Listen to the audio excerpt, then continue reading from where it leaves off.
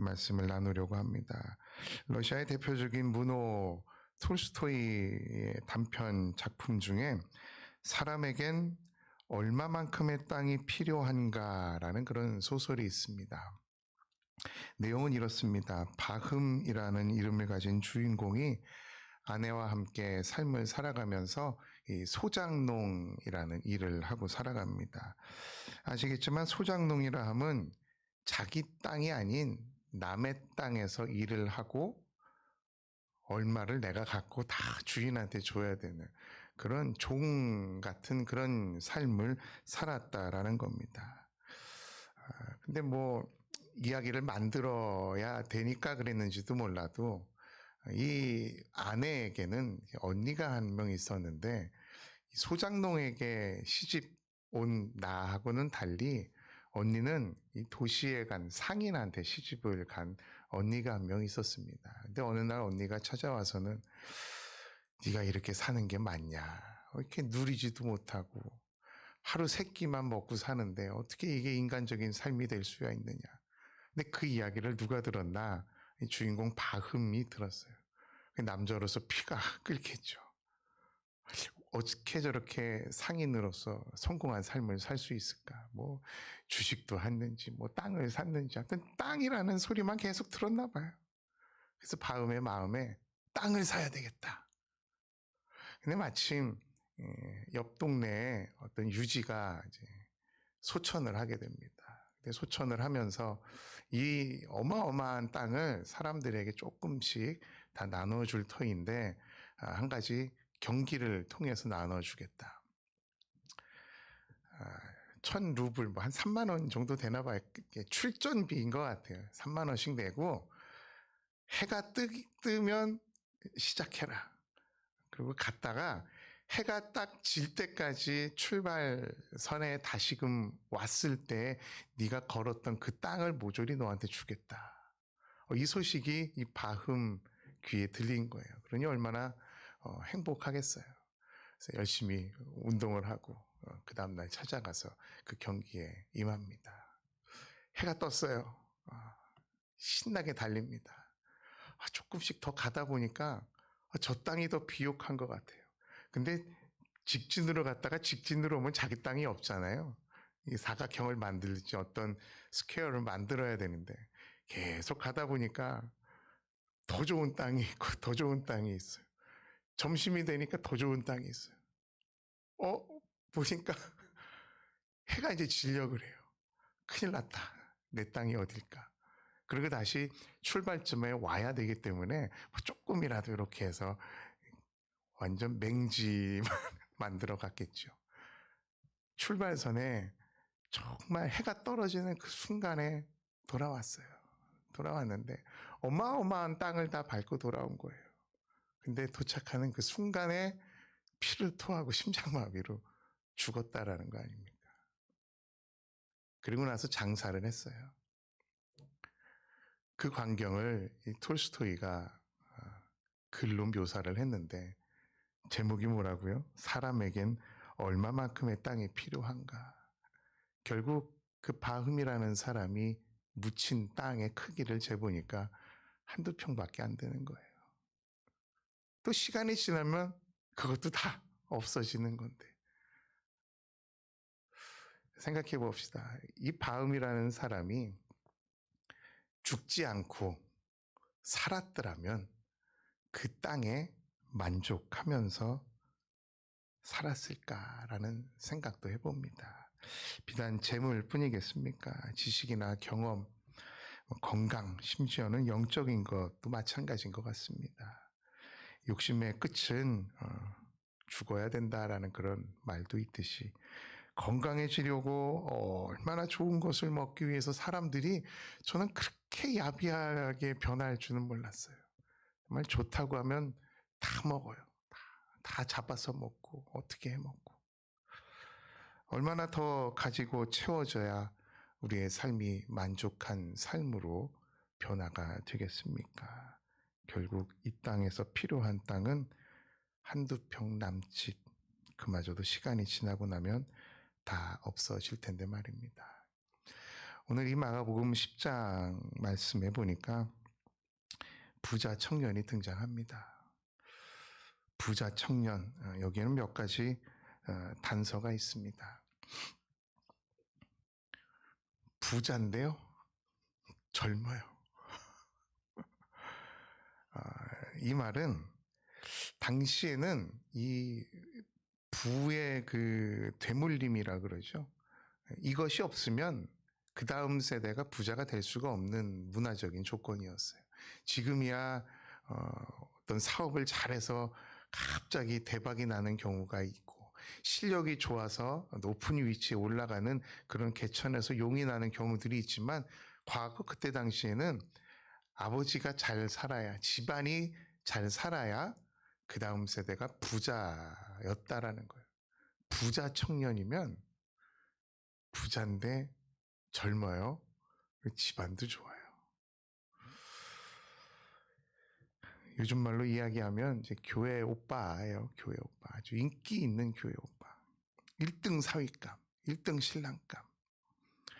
그냥 교회 오빠라고 해서 다 같은 교회 오빠는 아니잖아요. 그냥 실력은 하나도 없는데 친절하기만 한 교회 오빠가 있는가 하면 성격은 정말 안 좋은데 돈만 많은 교회 오빠가 있는, 별의별 교회 오빠들이 다 많은데 이 부자 청년은요, 친절한 거는 기본이에요. 예수님께 나아가서 질문을 하는데 무릎을 꿇고 기도해요. 얼마나 겸손한 모습이에요. 또 예수님을 호칭을 부르는데 예수님 이게 아니고요, 선한 선생님. 부자인데 젊고 집안도 좋고 겸손하고 예의 바르고. 근데 질문하는 걸 보니까 더 멋있어요. 어떻게 하면 돈을 더 많이 벌까요? 어떻게 하면 더 건강해질까요? 이걸 물어보는 게 아니라 완벽하게 갖춘 그 자태에서 나오는 질문의 목소리가 예수님, 어떻게 하면 영생을 얻겠습니까? 이런 청년이 있다면 칭찬받을 만할 거예요. 다만 줄 설걸요. 우리 사위감, 내 신랑감 하면서. 근데 예수님은 여기 그렇게 칭찬하지 않으시더라고요. 뭔지 모르게, 이건 제 생각이에요. 예수님도 뭐 30살 전후의 나이고 이 부자 청년도 청년이라고 했으니까 뭐 그 정도 나이가 됐겠죠. 비슷한 나이에 얘가 부자인데 완벽해, 질문까지 이렇게 멋있게 영적인 걸로 해. 예수님 좀 마음이 좀 이러셨나라는 그런 생각도 해봤는데, 그러면 예수님이 아니죠. 예수님은 정확하게 한 가지를 보신 거예요. 너 율법이 뭔지 아니? 그거 알죠? 제가 다 지켰어요. 우리 집안이 어떤 집안인데요. 제가 봤어요. 도둑질하는 거, 뭐 간음하지 말라, 거짓말하지 말라, 속이지 말라, 부모 공경해라. 이거 다 지켰어요. 근데 여러분 10계명 아시잖아요. 이 부자 청년이 나열한 내가 지켰다는 이 율법은 정확하게 5계명부터 10계명까지예요. 근데 우리가 아는 10계명은 1계명부터 4계명까지는 하나님하고의 관계, 대신 관계를 나타내는 거예요. 5계명부터 10계명까지는 대인 관계, 사람하고의 관계를 나타내는 건데 이 사람 다 지켰대요. 다 지키긴 뭘 다 지켜요. 아직 4개나 남았는데. 다 지켰다고 자랑을 하고 있는 거예요. 21절 보니까 이런 글을 보시고 사랑하셨다라고 이야기를 하십니다. 사실 선한 선생님이라고 부르는 이 말에 많은 사람들이 마음이 무너집니다. 착하구나, 겸손하구나, 배울 만큼 배웠구나, 어쩜 이렇게 예의 바를까. 그런데 예수님의 대답은 그렇지 않으셨어요. 왜 선하다고 그러느냐? 선한 사람은 하나님밖에 없는데. 근데 사실 이 구절 때문에 신학적인 논란이 좀 있었던 부분이기도 해요. 예수님이 선한 건 하나님밖에 없는데 왜 선하다 그러느냐라고 하는 건 본인이 선하지 않기 때문에라는 거를 실토했다라고 또 이게 곡해하는 사람들이 가끔 나오더라고요. 그런 게 아니라 이 질문은 너 왜 선한 행위에 대해서 나한테 물어보느냐라는 거예요. 선한 행위에 대해서. 이 청년은요, 모든 것을 열심으로 성실하게 노력해서 얻는 것이면 다 되는 줄 아는 생각을 가진 사람이에요. 어디까지? 영적인 것까지. 어디까지? 노력하면 구원까지도 이룰 수 있겠다라고 해서 질문 자체가 벌써 주님 제가 뭘 더 해야 구원을 얻겠습니까? 라는 겁니다. 우리는 주님이 이렇게 맹랑하게 대답하는 청년을 사랑하는 마음으로 보시고 한 가지 부족한 것이 있다라고 지적을 하십니다. 그것은요, 다 팔아서 나눠주고 그리고 와서 나를 따르라라는 거예요. 우리도 가끔 살다 보면 그렇게 이야기하시는 분들 계시죠? 내가 뭘 더 해야 되니? 자녀들한테 내가 뭘 더 남편에게 아니 내가 어떻게 더 아내에게 내가 어떻게 더 노력을 하고 이 세상에 이렇게 열심히 내가 뭘 더 해야 되니? 그럴 때마다 기억하시기 바랍니다.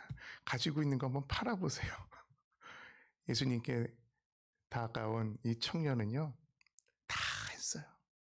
근데 예수님의 이 마지막 질문 다 팔고 와. 그랬더니 이 청년은 슬픈 기색을 하면서 돌아갔다 그래요. 제 바람은 성경에는 안 나와 있지만 이 청년이 다시금 회심해서 돌아와서 주님의 사역을 했노라라고 그랬으면 좋겠다라는 바람이에요. 그렇게 잘 교육받고 정말 준비된 사람인데 버림받으면 아깝잖아요. 언젠간 돌아왔으리라고 저는 생각을 합니다. 근데 이 질문 하나 때문에 많은 사람들이 무너지고 등 돌리고 간다라는 거예요. 그 재물이 뭐기 때문에 나에게 손해를 끼치는 어떤 영역에 침해를 당했다라고 하는 그 순간 우리는 예수님이고 뭐고 탁 등 돌리게 된다라는 겁니다. 우리는 여기서 두 가지 사실을 깨달아야 됩니다. 이 이야기가 진행되고 있는 장소가 있습니다. 17절입니다. 예수께서 길에 나가실새 한 사람이 달려와 꿇어앉아 묻자오되 이 겸손한 이 청년의 모습이 어디에서요? 길에서요. 길에서. 8장에서도 그렇고 9장에서도 그렇고 그 전에도 그랬고 어떤 이 길에서 나누는 대화, 예수님이 많은 진리를 선포해 주시고 많은 깨달음을 주셨던 이 장소가 바로 길, 출애굽, 엑소더스라는 이 길이라는 단어는 질문을 던진다, 질문을 한다라는 뜻을 갖고 있는 단어예요. 길에서 역사가 일어난다라는 겁니다. 여러분, 온라인 예배 드리시면서 굉장히 편하셨죠? 영광스러운 예배, 거룩한 예배, 하나님의 임재가 있는 예배 아마 동일하게 드리셨을 겁니다. 근데 제 마음 가운데 한 가지 아쉬운 것이 있다면 여러분 교회 오면 좋아요. 성전에 와서 기도하는 거 좋아요. 하나님의 영광을 바라보는 거 좋아요. 근데 왜 꼭 교회에 오라고 그러셨을까? 왜 꼭 성전에서 영광을 바라보라 그랬을까? 제가 이 구절을 보고 집에서 교회 오는 그 길가에 오는 동안에도 예배는 계속된다라는 거예요. 그 질문을 통해서 그 하나님의 물음을 통해서 우리는 예배자로 계속해서 만들어져 간다는 거예요. 그래서 이제 좀 1단계도 풀리고 그랬잖아요. 여러분 교회 자주 오세요. 자주 길가를 걸어서 오시라고요. 집에만 있으면 아무 일도 일어나지 않아요. 아무 역사가 일어나지 않아요. 교회에 오는 그 길, 그 길가에서도 예수님은 여러분에게 질문을 던지신다라는 겁니다. 두 번째는 이것입니다. 이 부자 청년은요, 욕심이 굉장했던 사람이에요. 아마 행위로서는 뭐 율법학자, 바리새인, 사두개인 뭐 할 거 없이 아마 최고의 행위 끝판왕으로 등극을 했었던 그런 사람입니다. 근데 재물이나 지식, 형식이나 율법, 영적인 것까지 노력하면 다 된다라는 이런 생각을 갖고 있는 사람. 아마 그 톨스토이의 소설의 주인공 바흠처럼 심장이 터져라 더 넓은 땅을 향해서 달렸던 것처럼 조금만 더 하면 될 것 같은 그런 노력형 인간인데 그것이 그릇된 생각이라는 것을 우리는 직시해야 됩니다. 다 나눠주고 따라와라.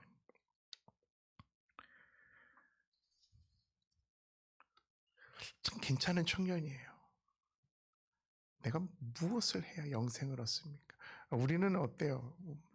여러분 부자가 이제 천국에 들어가기 어렵다 그러는데 부자 조금이라도 재물이 생기면 주님 제가 뭘 더 해야 영생을 얻겠습니까? 이런 질문을 하나요? 아니잖아요. 조금만 재물이 생기면 이걸 어디다 쓰지? 이걸 나를 위해서 뭘 하지? 이러는데 이 청년 참 괜찮은 청년, 저를 보는 듯한 그런 모습인데 반응이 별로 안 좋으시네요.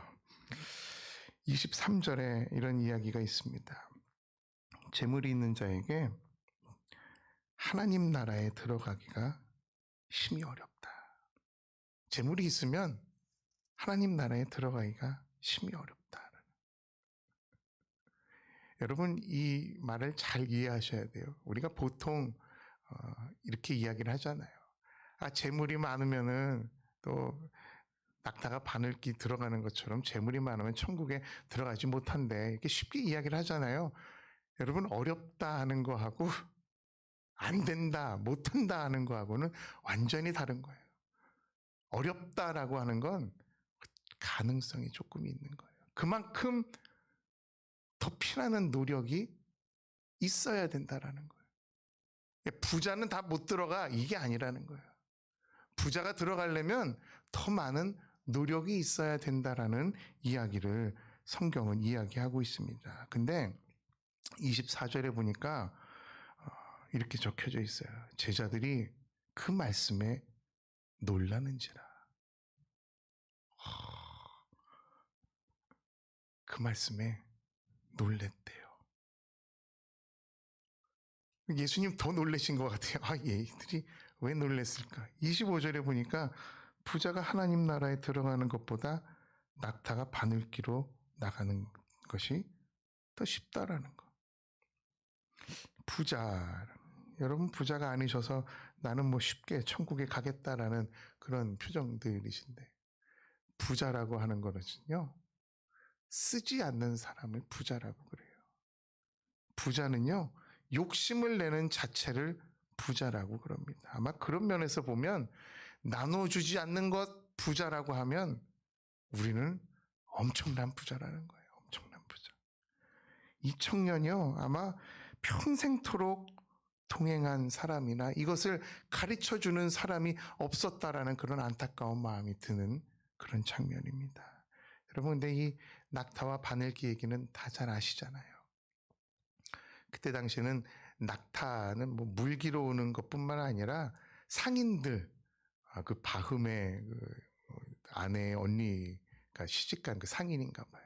상인들이 물건을 팔고 물건을 사갖고 오는 그 짐차처럼 낙타를 쓰는데 상인들이 어떻게 뭐 제 시간에 귀가를 합니까? 6시 딱 퇴근하면은 집에 오는 사람들이 아니라 또 모여서 이렇게 놀고 그러고 오잖아요. 그때 당시도 통행금지 같은 게 있었나 봐요. 성문이 있는데 성문은 해가 지면 딱 닫아요. 근데 이제 놀고 뭐 더 팔고 이렇게 짊어지고 오면 성문은 닫는데 그 옆에 쪽문은 열어놓거든요. 근데 그 쪽문의 크기가 낙타가 들어갈 수 없는 크기예요. 딱 사람만 들어갈 수 있는. 근데 그 모양새가 바늘기처럼 생겼다 그래서 그리고 바늘귀 문 뭐 이렇게 부르더라고요. 마찬가지인 거예요. 시간이 늦어갖고 낙타에 엄청난 양의 물건을 실어갖고 왔는데 그 문을 갖다가 통과를 못하는 거예요. 마치 부자가 천국에 들어가는 것이 어렵다라고 이야기하는 것을 예수님은 여기에다 비유를 하시는 거예요. 근데 아까 말씀드렸잖아요. 어렵다고 안 된다는 아니죠. 이 낙타가 바늘길을 통과할 수 있는, 바늘길 문을 들어갈 수 있는 방법이 있어요. 무슨 방법이죠? 다 풀어 내려놓는 거예요. 다 풀러서. 낙타에다가 실었던 거, 내가 샀던 거, 내가 팔았던 거, 내가 얻었던 거 다 내려놓는 거. 그리고 나서 이제 낙타를 구겨서라도 넣는, 그렇게 해서 성문 안으로 들어가야 되는. 그만큼 어렵다라는 거예요. 여러분, 여기서 우리는 한 가지 뜨끔한 게 있잖아요. 나는 부자가 아니지만 내가 주님 앞에 더 나아가고 천국에 들어가기 위해서 제가 낙타를 가지고 엄청난 속도로 여기까지 왔어요. 제가 낙타 밥 많이 먹였고요. 엄청난 물건을 사갖고 여기까지 왔어요. 누구보다도 건강한 모습으로 왔어요. 여기까지가 우리의 신앙이 아니잖아요. 우리의 신앙은 그 천국문 앞에서 다 내려놓고 들어갈 수 있는 용기와 믿음이 필요한 거예요. 아마 이 청년은 그 문 앞까지는 갔었던 것 같아요. 근데 꾸겨서 들어가려니 안 되고, 야, 예수님이 알려주셨잖아요.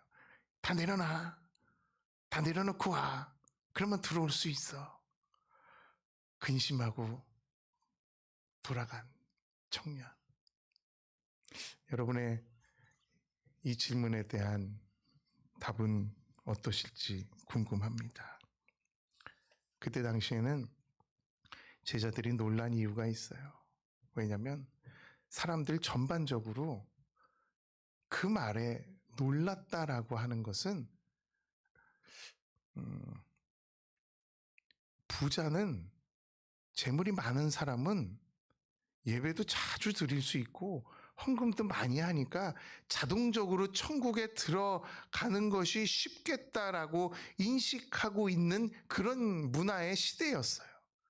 그런 시대에 예수님이 재물이 많으면 천국 들어가기 힘들어. 낙타가 바늘길 들어가는 것 그것보다 더 힘들어. 이게 너무 놀란 거예요. 아니 어떻게? 그럼 누가 구원을 얻겠습니까? 26절 제자들이 매우 놀라 서로 말하되 그런즉 누가 구원을 얻을 수 있겠는가? 너무 놀란 거예요. 여러분, 우리 가운데 잘못된 생각들이 많이 있습니다. 예배를 많이 드리고 헌금을 많이 하면 신앙이 좋아서 옛날 어르신들 그러잖아요. 천국에 개털모자 쓰고 있다 뭐 이런 등급을 자꾸 나누고. 아니거든요. 내가 얼마만큼 내려놓고 그리고 주님을 따르는가. 내가 얼마만큼 빨리 왔냐가 중요한 게 아니에요. 예수님이 말하시는 그때에 낙타에 있는 걸 다 내려놓고 내가 갖고 있는 걸 다 팔아서 나눠주고 그리고 와서 나를 따르라라는 이 말에 우리는 근심하고 돌아가는 거 여기까지도 가기 힘들 것 같아요. 물어보지도 않을걸요. 뺏길까봐. 우린 머리가 좋잖아요. 여러분, 다 뺏기기 전에 그 2평 남짓한 땅밖에, 그것도 없어질 땅에 예수님은 우리에게 길을 열어주시는 거예요. 질문을 던져주시는 거예요. 그거 영원하지 않다. 오직 나의 갈 길 다 가도록 주님과 동행하는 것, 그리고 주님을 따르는 것, 그것이 최고의 한 걸음 한 걸음이다라는 겁니다. 이래서 먼저 된 자가 나중되고 나중된 자가 먼저 된다라는 말씀으로 말씀을 마치고 있습니다. 누구나 다 그 길을 갑니다. 근데 누구와 함께 가는지 또 누구와 동행하는지가 굉장히 중요합니다. 그 길에서 오고 가는 질문들 흔들리지 않게 도와주시고 바른 길로 인도하시는 주님의 인도하심, 여러분 기억해야 됩니다. 신앙인은 끝까지 가는 것이 중요합니다. 내가 이제껏 무엇을 했다가 아니라 자칫 삐걱하면 온통 인생이 마지막 오점으로 마무리가 된다는 겁니다. 여러분, 신앙은 끝까지 완주하는 것입니다. 그리고 주님과 동행하면서 계속해서 내려놓는 신앙, 그것이 나의 갈 길 다 가도록 해야 하는 그런 믿음의 여정이 아닌가라는 생각을 해봅니다. 여러분의 삶도 그런 예수님과 동행하시는 귀한 여러분의 삶 되기를 간절히 축원합니다. 함께 기도하시겠습니다. 하나님